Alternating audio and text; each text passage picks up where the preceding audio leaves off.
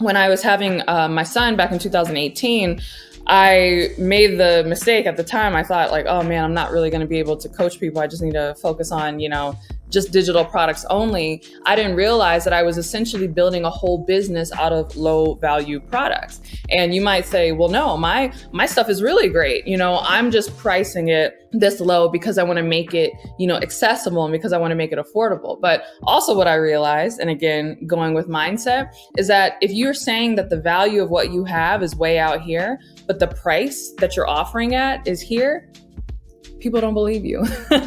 Simply put, they don't believe you. I mean, if I said, I have this Louis Vuitton purse here with me, and I say, oh, this is a genuine Louis Vuitton purse, I'll sell it to you for $97. Would you believe that it's genuine?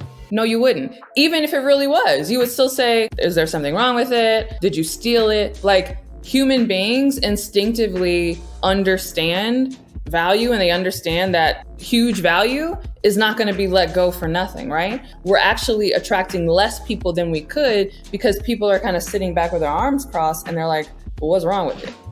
Well, did you steal it?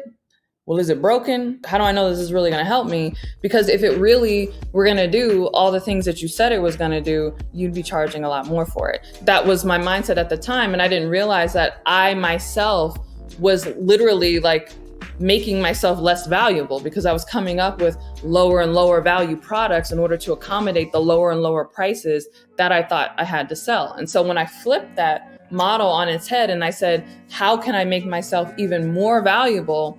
People came out the woodwork and everybody started raising their hand and saying, oh yeah, I definitely want that.